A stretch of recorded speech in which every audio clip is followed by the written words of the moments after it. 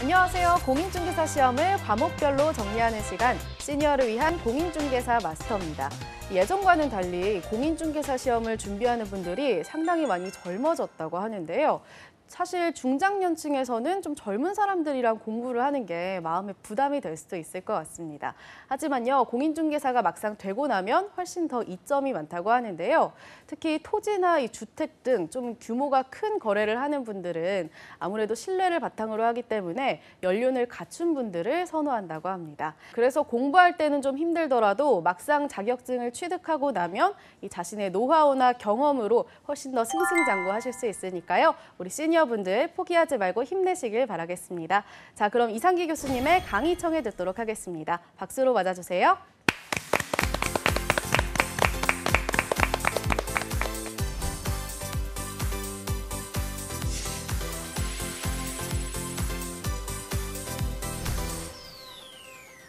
안녕하십니까. 자, 이번 시간 계속 이어서 중기 실무를 보고 있는데요. 자, 이번 시간에는 이제 가장 출자 잘 되는 거 하나를 지금 우리가 보고 있는 중이에요. 조사 분석에서 가장 중요하기도 하고 매번 출자가 됩니다. 바로 분묘 기지권인데요. 자, 이제 권리인데 제가 지난 시에 이렇게 우리가 한번 살펴본 바가 있었어요. 권리는 크게는 두 가지가 있거든요. 등기를 요하는 권리가 있고요. 등기를 요하지 않는 권리로 크게 나눠지는데 우리 등기된 것들이 이제 등기상 증명서를 통해 알 수 있었겠죠. 뭐 갑구도 있고 을구도 있잖아요. 그런데 등기 안 되는 권리들도 있단 말이에요. 이렇게 있는데 그 등기가 안 돼 있다 보니까 현장을 가야만 알 수 있다 그런 뜻이에요. 가장 대표적인 게 바로 뭐냐? 그게 바로 묘지 문제입니다. 묘지. 그래서 이게 이제 분묘 기지권이라고 그래요. 분묘 기지권, 묘지라고 이해하시면 됩니다. 묘지. 이게 이제 등기를 요하지 않기 때문에 등기부를 알 수는 없어요. 없기 때문에 반드시 이제 현장을 가야만 한다는 얘기죠. 어떤 권리인가 볼까요? 한번 용어 정의 보자고요. 타인 토지에 묘지예요. 묘지를 설치한 자가 그 분묘 기지에 대해서 바로 지상권과 유사한 일종의 물권을 말한다 이랬거든요. 자, 이제 이것도 하나의 권리고 이건 물권이에요. 부동산 물권이에요. 물권. 항상 배타성을 띈다는 얘기인데, 그러니까 쉽게 말씀을 드린다 그러면, 자, 이제 제 땅이 아니죠. 다른 사람 토지에다가 묘를 만들었어요. 만들어 놓고 그 묘의 후손인 제가 묘를 이제 수호하고 봉사하는 권리다 이런 뜻이거든요. 그래서 일단은 타인 토지에 묘를 설치한 자가 그 묘지, 우리가 묘지를 때 이렇게 봉분도 있고 비석도 있고 이럴 거란 말이죠.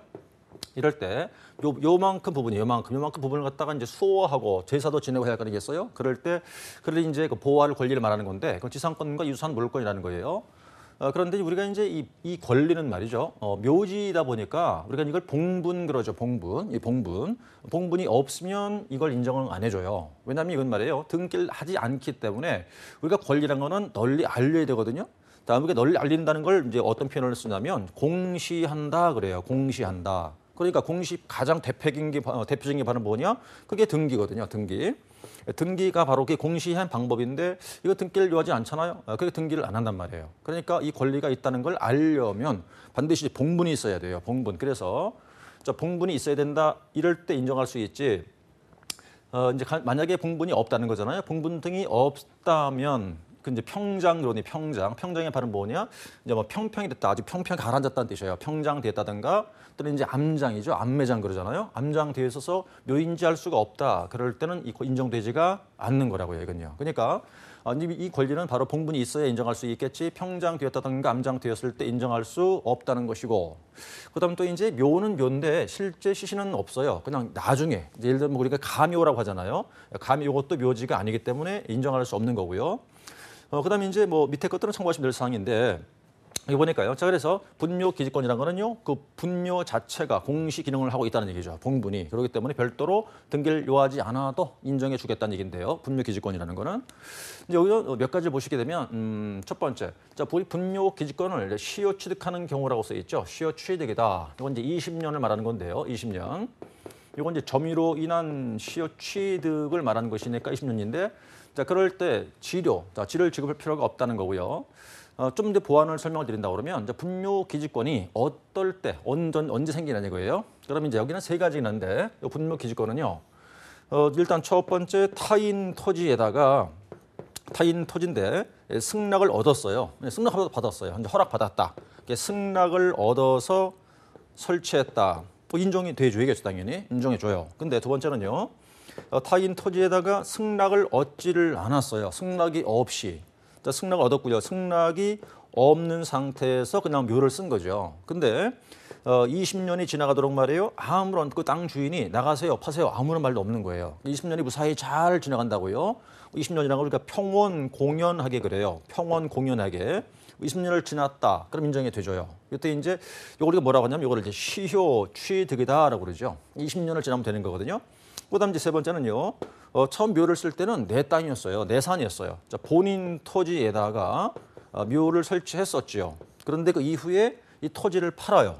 토지를 팔았는데 그 토지를 팔 때 이 묘를 어떻게 하자 약정하지를 않았던 거죠. 묘를 쓸 때 이제 세 가지라는 거거든요. 그래서 이제 타인 토지 승낙 얻었을 때 승낙이 승낙 없었으나 20년 지나면 세 번째는 참 내 땅에 묘를 썼다가 토지를 팔면서 묘를 약정하지 않았더라. 이 세 가지 경우가 성립 요건이라고 그러거든요. 그러니까 이 세 가지일 때 이 인정이 됩니다. 되는데 그때 이제 이렇게 금방 요거는 경우에 10년 지났다는 거잖아요. 시효취득인 경우라더라도 줄 필요는 없다. 이게 좀 전부 다가 이제 그 판례예요. 다 대법원 판례인데. 자, 그런 얘기고요. 그다음 이제 큰 세 번째 보시면 자, 인정이 되죠. 인정되는데 인정되는 그 분묘 외에 다른 새로운 묘를 신설할 수는 없어요. 안 됩니다. 안 되는 거고. 그다음에 이제 예컨대 만약 이런 얘기잖아요. 자, 부부 중 일방이 먼저 사망했어요. 묘를 설치했죠. 그런데 그 이후에 그 일방이 또 사망했다 하더라. 그럴 때 문제는 이제 합장할 수 있느냐? 그것도 안 돼요. 안 되니까 신설도 안 된다. 합장할 수도 없다 이거죠. 그래서 현재 인정되는 그 묘만 인정해 주는 것이지 새로 만들 수도 없고 합장할 수도 없다는 뜻이에요. 그게 이제 그 신설도 안 된다, 합장 안 된다는 얘기가 되고요. 그다음에 이제 요 밑에 보시면 이 권리가 어디까지냐 하는 거거든요. 여기 보니까 분묘 기지 자체, 봉분이 기저 부분이라고 써놨어요. 뿐만 아니라 그 수호와 제사에 필요한 범위 내에서 그 쥐 공지를 포함한 지역까지라고 돼 있죠. 어떤 얘기냐면 이제 그림을 간단히 그릴게요. 제가 이제 이렇게 이게 이제 봉분입니다. 봉분. 옆에 이제 뭐 비석이 이렇게 있겠네요, 그죠? 그다음 뭐 이제 상석이라 보통 말하는데 이렇게 제사 지낼 수 있는 공간 이렇게 큰 돌 네모난 거 이렇게 있을 거예요, 그죠? 그런 게 있다고 생각하시고 옆에 이렇게 둔덕이 있어요. 날개 이렇게 이제 이걸 사성이라고 하는 건데요. 사성이다 이렇게 부르게 되는 건데 그럼 이건 지금 면적이 예를 들어서 인정한다면 뭐 얼만큼이냐, 뭐 몇 제곱미터냐 그런 게 없잖아요. 그러니까 어디까지인지를 모르겠다고요. 그러니까 이제 우리 그 이제 대법원에서는 대법관들이 어떻게 했냐면 몇 제곱미터로 할 수는 없으니까 이게 등기를 요하는 게 아니잖아요. 그러다 보니까 과연 어디까지 이 권리가 미칠까 이거예요. 그래서 이제 제가 번호를 매겨볼까요? 봉분만 1번, 그다음 비석과 상석, 제사 지낼 수 있는 공간을 2번으로 하고 사성까지를 3번 이렇게 볼게요 한번. 그럼 어디까지 미칠 것 같습니까? 느낌상 3번처럼 보이시죠? 그러나 판례는 아니에요. 판례는 3번은 이건 제외를 합니다. 제외하고 봉분과 그 주의 공지니까요. 여기서 수호와 제사에 필요한 범위 내에 이랬잖아요. 그러니까 요만큼만 인정한다 그런 뜻이에요. 이 권리 한계가 말입니다. 그러니까 사성이 있다고 해서 사성까지 인정되는 것은 아니라는 게 판례가 있는 거고 그럼 이렇게 인정되고 지역적인 범위를 말한 것이겠죠. 그러면 이 권리가 언제까지 인정할 거예요? 언제까지? 등기 안 돼 있거든요. 언제까지냐 이거예요. 이거는 영원이에요. 영원히. 그래서 이걸 항구적 권리라고 그래요. 항구적 권리다. 단 조건이 있어요. 아까 방금 전에 우리가 분묘 기지권이란 거는 등기가 안 돼 있으니까 뭐가 있어야 한다 그랬습니까?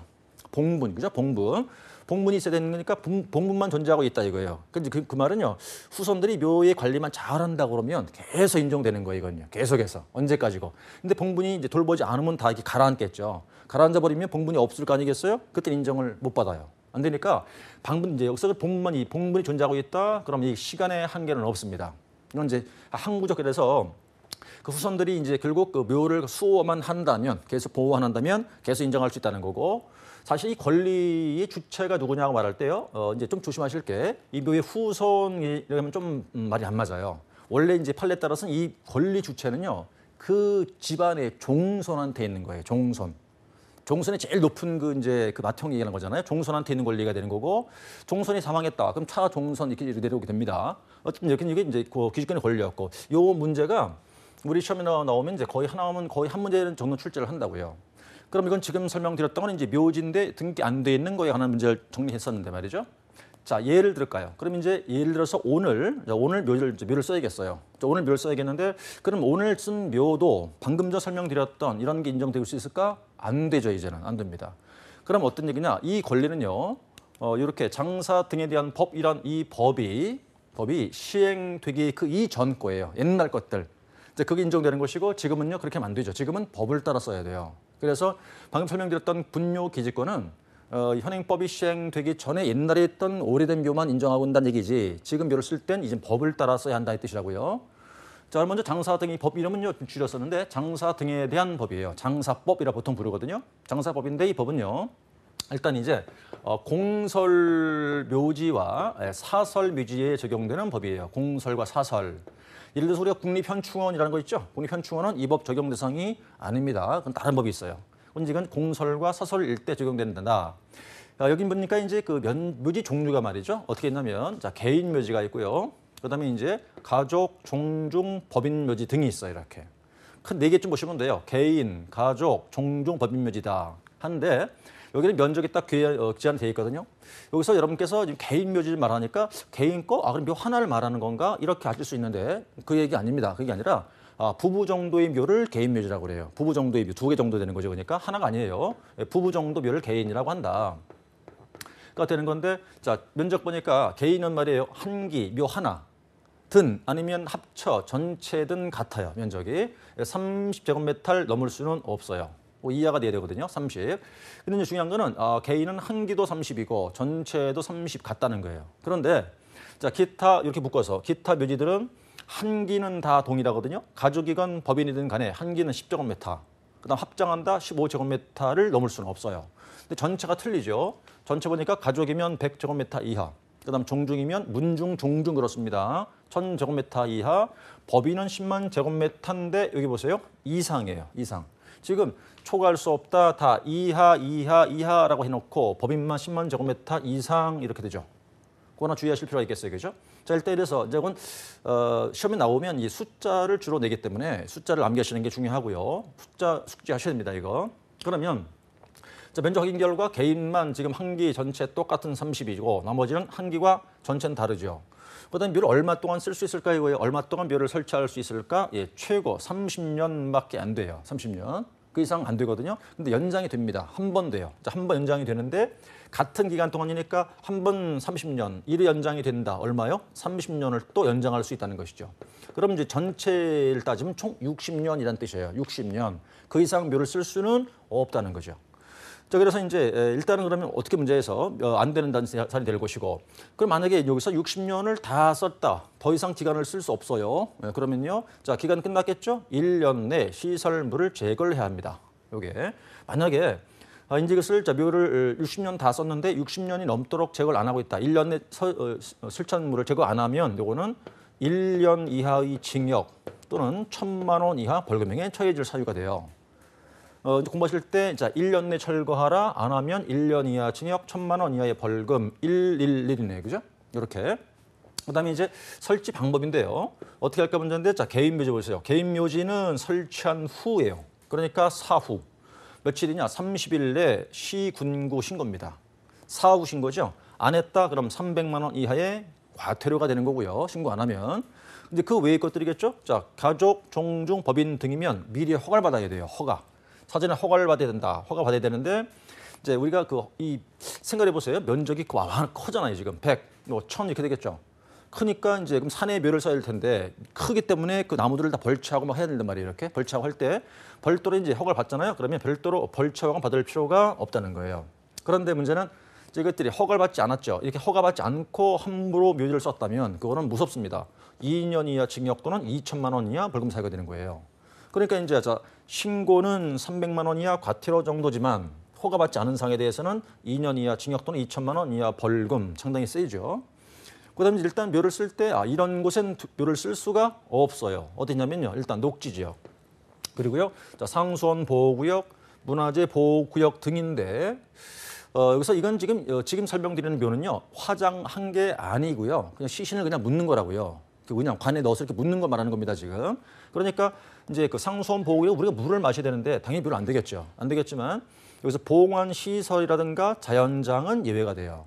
이제 봉환시설이 뭐냐면 이제 그 과거에 우리가 이제 오래전에는요 납골당 이런 표현을 썼어요. 지금은 봉환당 그러잖아요. 봉환시설. 그건 설치할 수 있어요. 그다음에 이제 자연장도 되는데 그 봉환시설과 자연장은 공통점이 뭐냐면요. 이거는 화장을 해서 뼈 가루만 안 차는 거예요. 그 관에 이렇게 화면 이렇게 넣어서 그러니까 그 썩을 위험이 없겠죠. 그러니까 이제 그건 되는데 묘지는 안 됩니다. 그러니까 봉환시설과 자연장은 설치가 된다는 뜻이에요. 그다음에 이제 자 일정 거리를 떨어뜨려야 돼요. 일정 거리를 띄고 묘를 써야 되는데 설치할 때 일정 거리를 떨어져라 이거죠. 이게 묶였죠. 자, 개인과 가족과 종중 법이 묶어놨어요. 그랬는데 자, 일단 위에 보시면 이제 도로 이 등자는요. 도로 또는 철도 또는 하천 등이에요. 도로, 철도, 하천이 있다. 그로부터는 200m 이상 거리를 두고 묘를 써야 돼요. 200 이상. 그다음에 이제 학교가 있다든가 20% 인가 밀집적이 있다. 이럴 때는 300m 이상 거리를 둬야 되고요. 이 거리 안에는 묘를 쓸 수 없다는 뜻이에요. 200, 300. 근데 이제 더 큰 묘잖아요. 종중법인은. 그러니까 거기는 더 멀죠. 자, 도로 등으로부터는 300, 학교 등으로부터 500m 이상 거리를 둬라 해서 위에 때 200, 300, 300, 500이에요. 그러니까 이 내에는 묘를 쓸 수 없다. 떨어뜨려서 묘를 쓰라는 얘기죠. 자, 하여튼 뭐 이런 좋은 내용이 있고요. 그다음에 이제 묘를 쓸 때 형태가 있거든요. 자, 이게 두 가지가 있어요. 봉분과 평분이라고 되어 있거든요. 봉분과 평분이다. 봉분은 이렇게 쌓아 올린 걸 말하고요. 쌓아 올린 거. 봉분, 평분은 평평한 건데 약간 이제 높진 않지만 좀 이렇게 쌓아 올린 게 있다고 이렇게 평평하게 정도. 이건 높이를 또 제한을 한다고요. 높이 제한해서 자, 지면으로부터 봉분은 1m 넘지 못하고요. 그다음 평평하다 반 나누니까 50이죠. 50cm 초과할 수가 없게 돼요. 그러니까 여기서 보시면 지금 주로 많아 보이는 게 뭐예요? 숫자죠. 네, 숫자가 많잖아요. 그러니까 숫자를 이제 외우시는 게 중요합니다. 한 문제 꼭 출제를 해요. 하는데 이것이 장사법만 낼 수도 있고요. 아니면 분묘 기지권과 연결할 시험을 낼 수도 있어요. 그래서 이제 두 개를 다 준비하실 게 분묘 기지권의 이제 판례 이해 숙지 그리고 이거는 내용이 암기가 되셔야 한다고요. 자, 장사법 문제였겠는데요. 자, 묘지 문제였고요. 이건 이제 뭐냐면요. 자연장이에요. 자연장. 자연장은요. 쉽게 말씀드릴까요? 이거는 화장해서 뼈 가루를 그냥 흙에 묻는 거예요. 그걸 자연장이라고 그래요. 방금 보신 건 이거는 묘지를 만드는 거고요. 이거는 화장 안 한 상태에서 이제 관을 이렇게 만들어서 이렇게 묘지를 묻는 걸 말하는 거고, 이건 그게 아니라 이제 화장했어요. 화장해서 이제 뼈 가루만 난치한다는 얘기인데, 우리가 여러분께서 이제 이런 말을 많이 들어보신 적이 아마 있을 거예요. 수목장이라고, 그죠? 수목장 혹시 들어보신 적 있을 텐데, 수목장은 이게 아니에요. 수목장은 나무를 이렇게 하나 사서 이제 그 밑에 이렇게 묻는다, 이렇게 용기 같은 걸 넣어서 묻는 거란 말이에요. 근데 이렇게 이제 화장하면 가루 이제 이렇게 뭐예요? 좀 그런데 화장했으면 가루를 이렇게 빻는다고요. 이렇게 빻아서 이렇게 이제 용기 넣어서 이렇게 묻는 건데, 이제 이 자연장은 용기를 쓰는 게 아니에요. 그냥 흙과 섞어 묻는 거예요. 그냥 완전히 자연장이니까. 어쨌든 화장하는데 보시면, 그러면 일단은 방법 어떻게 하느냐? 일단 지면으로부터 30cm 이상 깊이에다가 용기를 사용하지 않고 벽 가루만 묻는 거예요. 흙과 섞어서. 근데 이제 이 용기를 사용 안 한다고 했습니다만 이게 자연 분해가 되는 거면 가능해요. 자연 분해. 뭐 이제 썩으면 된다는 얘기예요. 용기 자체가. 근데 안 썩는다, 뭐 도자기 이건 안 돼요. 안 되고 그냥 흙과 섞어 묻는 건데. 뭐 종이로 만든 것도 있겠죠. 가장 썩을 수 있다. 그건 되고 종이가 아니면 안 된다는 얘기예요. 그러니까 용기를 사용할 수 없는 게 원칙이에요. 그러니까 이건 이제 그러니까 그냥 완전히 흙과 섞어 묻는다는 뜻이거든요. 그럼 어떻게 하는가 보니까요. 자, 일단 개인 보자고요. 개인은 사후 신고이고 30일 이내입니다. 자, 면적은요 100제곱미터 미만이고요. 방금 전에 자, 개인 묘지는 어떻게 설치내렸나요? 사후 신고 설치 후 30일 이내에 신고 이랬거든요. 똑같죠. 예, 자연정 역시 마찬가지로 사후 신고 30일 이내 신고합니다. 설치한 뒤에 신고하는 거죠. 그다음에 이제 가족과 종중인데 자, 혼동하지 않으시면 좋겠어요. 방금 전에 말이죠. 개인 빼고 나머지 가족, 종중, 법인은 묘지일 때는 전부 다 허가를 받잖아요. 이렇게. 그렇죠. 허가 받지 않으면 이렇게 형사 처벌 받거든요. 여기는 허가를 받아야 돼요. 허가. 그러니까 이렇게 우리가 이해하면 쉬울게요. 자, 묘지는 땅을 많이 차지하고 있고 또 이제 뭐 여러 가지 이제 그 위험도 있을 테니까 허가를 받아라는 얘기인데, 그러나 자연장은 그렇지 않거든요. 자연장은 다 화장해서 가루만 안 차기 때문에 면적이 크게 차지할 이유가 없어요. 그러니까 그냥 신고하면 된다. 여기는 사전 신고죠. 면적은요 2,000제곱미터 이하이고요. 그다음 종교단체인데 여기 이제 종교단체 보시면 여기 이렇게 묶어보면요. 종교단체하고 공공법인 등이 나오죠. 자, 이제 종교단체와 법인 이렇게 되면 여기는 허가입니다. 사전 이렇게. 그래서 자, 개인은 사후 신고, 가족 종중이면 사전 신고, 그다음에 종교단체 이하 등이면 사전 허가를 받는다는 얘기예요. 자, 면적보다 요 정도 사후 신고다, 사전 신고다, 허가 요 사항을 정리하시면 좋겠고요. 그다음 밑에 보시면 이제 다 토지 소유자 또는 자연장지 조성자 승낙이 없어요. 승낙이 없이 다른 사람 토지에다가 자연장을 설치했다는 얘기죠. 승낙받지 않았습니다. 그렇다면 그 연구자는 당의 토지 소유자 또는 자연장지 조성자에 대해서 토지 사용권 기타 자연장 보존을 위한 권리를 주장할 수 없다. 이건 법 규정인데 아까 이렇게 설명드릴 바 있었어요. 지금 이제 좀 전에 우리가 그 분묘 기지권을 말씀을 드릴 때 있었죠. 분묘 기지권은 면적이 규정된 게 아니라 주의 공지를 포함해서 언제까지다 항구적 권리였잖아요. 인정해 줬는데 그리고 또 20년만 잘 지나가면 인정한다 그랬었죠. 그거는 묘지일 때 문제입니다. 이건 자연장이잖아요. 자연장은 그게 인정하지를 않아요. 그러니까 승낙받지 않았죠. 그럼 권리 주장할 수가 없는 거라고요. 뭐 20년 건 소용이 없는 겁니다. 다시 말씀드렸을 때 이 자연장은요 시효 취득을 인정하지를 않는다는 거예요. 이 시효 취득은 20년 지나면 인정한다 그랬죠? 그거는 묘지일 때의 문제고 그건 묘지가 아니기 때문에 자연장인 상태이다 보니까 승낙받지 않았다. 그럼 권리 주장할 수가 없다는 얘기죠. 그래서 이제 우리가 보통 그 분묘 기지권과 그다음 묘지 문제하고 자연장까지 묶었을 때 하나, 많으면 2개 정도 가능성도 있어요. 그것도 보시면 되겠고요. 그다음 이제 제2장으로 넘어가야겠는데, 자 이제 우리가 드디어 거래 계약이 됐네요. 자 거래 계약이 체결됐어요. 자 거래 계약 체결됐다고 하자. 그런데 그럼 이제 뭘 써야 되겠냐? 거래 계약서를 작성을 해야겠죠. 거래 계약서인데 아직까지 우리 현행법상 거래 계약서 서식은 없습니다. 없고 단지 이 거래 계약서는요. 이제 국토부 장관이 표준 서식을 정해서 권장할 수 있으나 아직은 정해진 게 없어요. 그 뭐가 중요하냐면요. 서식을 볼 수 없잖아요. 그러니까 뭐가 중요하냐? 기재 사항이 중요해질 수밖에 없다는 거죠. 자, 일단 이래서 암기를 해야 되는 상황인데, 자 어떤 사항 쓰느냐? 9가지를 기재합니다. 뭐 첫 번째 인적사항. 뭐 인적사항이니까 이제 중매력 쓰겠죠. 인적사항 쓰는 거. 그다음에 두 번째 보시면 중개 대상물의 기본적 사항이라고 되어 있거든요. 기본적 사항이다. 뭐 물적 사항이다. 특정 사항 같은 다 동의어입니다. 이게. 어쨌든 그러면 이제 자 물적 사항이다. 같은 동의어로 쓸 것이고, 그다음 언제 계약했을까? 계약한 날짜. 그다음 네 번째는 돈에 관한 사항이죠. 거래 대금과 뭐 계약금액, 그 지급일자 등에 관한 사항을 기재할 것이고, 이제 물건을 예를 들어 건물이면 넘겨주는 걸 언제 할 거냐 이런 얘기예요. 인도 시기를 기재한다. 우리가 보통 흔히 이제 잔금을 주면서 건물을 넘겨준다든가, 그다음 잔금을 주면서 등기를 넘겨주는 이런 게 보통 이루어지는 거죠. 그리고 보통 이걸 동시 이행 관계다라는 말 하게 되는데요. 그다음 여섯 번째가 이제 권리 이전의 내용이에요. 이건 주로 소유권이 넘어간다는 차원인데 언제 할 거냐 이거죠. 언제 할 거냐. 그래서 보통 잔금 주는 거하고 이전 등기를 끝낸다. 이게 동시 이행으로 이루어져라 이렇게 하는 게고요. 그다음 이제 조건이나 기한은 있을 때요. 있을 때 조건이나 기한을 기재한다. 확인 설명서 교부일자를 기재하자. 여기 이제 기타 약정 사항이겠죠. 특약 사항이다. 뭐 조세 공과 금은 부담 사항인데, 자 여기서 기자 하나 이렇게 따보자고요. 앞절 연결해 볼까요? 인물, 계거, 인권, 조설기 이렇게 되죠. 일단 이것은 외우셔야 돼요. 그래서 왜냐하면 내용보다 이 목차를 물어요. 목차. 그래서 이제 보기를 주고 나서 다음 보기 중 이 거래계약서 필수 기재 사항이 아닌 것은 이렇게 묻기도 하거든요. 그러니까 목차를 외워놓으셔야 문제 풀 수가 있어요. 목차를 외우지 않으면 문제를 풀기 어려워지죠.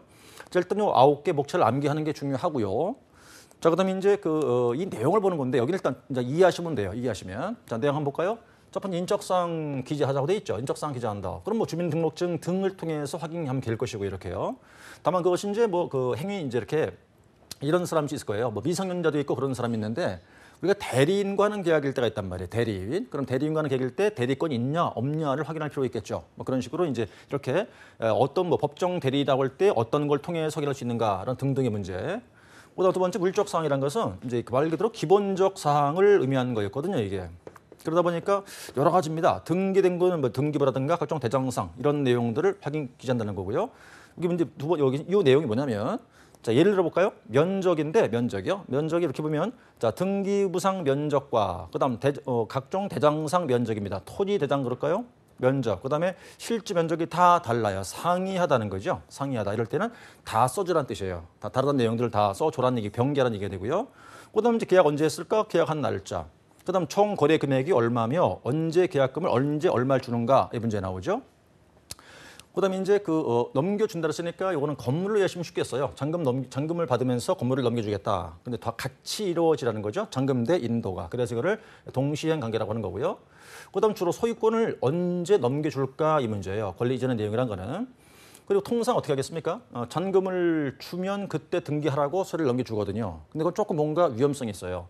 왜냐하면 지금 돈은 다 받았어요. 돈 넘겨줬어. 근데 지금 등기를 해야 된다면 그 사이 갭이 있을 수 있잖아요. 그죠? 그러니까 우리가 흔히 어떻게 하냐면 잔금을 지급하는 거하고 등기를 끝내는 것으로 같이 하자고 하는 것이죠. 근데 실상 실무는 잘 그렇지 않습니다. 왜냐하면 이제 매수인 쪽에서는 잔금을 다 줬어요. 매수인 잔금을 다 주니까 그때야 매도인은 등기하라고 서류를 준단 말이에요. 지금 등기하러 가야 할 거 아니겠어요? 이때 뭐 이중 매매가 벌어지고 뭐 그래서 이제 위험성도 있는데 그러다 보니까 기왕이면 잔금을 지급하는 것과 등기를 끝내는 것으로 같이 하자는 게 안전하지 않겠느냐 이런 차원의 문제고요. 그다음 뭐 조건과 기한이 있을 수도 있겠죠. 그럼 조건과 기한을 기재합니다. 그다음에 이제 설명서를 언제 줬는 얘기인데 확인 설명서를 같이 줘야 되거든요. 이제 거래 계약이 되면 계약서만 주는 게 아니라 이 계약서하고 설명서 같이 줘야 돼요. 그럴 때 교부 일자를 기재하는 거죠. 그다음 이제 약정상이 쭉 몇 개 나오는데요. 약정상이 뭐냐? 이제 여기서 9개 없는 것들이니까 어떤 특별히 약속할 게 있다더라 그런 사안을 이제 기재하라는 얘기죠. 뭐 대표적으로 이런 겁니다. 매매 비용이죠, 이거. 자, 매매 비용이 뭐냐면 뭐 이런 거예요. 뭐 땅을 측량했다, 측량 비용, 뭐 감정 평가했다, 감정 평가 비용, 뭐 인지를 붙인다, 인지 비용 등을 말합니다. 그런 걸 누가 낼까의 문제죠. 자, 약정하면 되는데 약정이 없으면 어떻게 한다? 균분이에요. 나눠 낸다는 얘기죠. 나눠서 그런 정도겠고요. 그다음에 이제 큰 두 번째 보니까 이 담보 책임 문제가 생깁니다. 담보 책임 문제가 원래 몰랐어요. 몰랐는데 계약을 하고 난 뒤에 어떤 하자를 알았어요. 뭐 건물이 금이 갔어. 이런 예를 들어서 그랬을 때 이 책임을 누가 질 것인가 문제거든요. 이것도 약정하면 되는데 약정이 또 없다고 하는 수가 있겠죠. 약정 없다. 그럴 때는요. 이제 여기 보니까 매도인이 책임져야 되는 거예요. 그거는 민법 규정입니다. 그래서 자, 여기서는 항상 약정이 우선합니다. 약정 우선하는데 약정이 없다. 그럴 땐 누가 책임지는가를 아실 필요가 있어요. 그래서 대표적으로 보는 게 매매 비용이라든가 또 나오는 게 이제 담보 책임 문제가 나오게 되는 것이죠. 자, 이렇게 해서 우리가 이제 거래 계약까지 봤고요. 그다음에 이제 이 시간 이렇게 맞추면서 다음 시간부터는 이제 실무 관련돼서 개별 법을 한번 같이 다뤄보겠습니다. 자, 마치고 다음 시간에 다시 이어가겠습니다.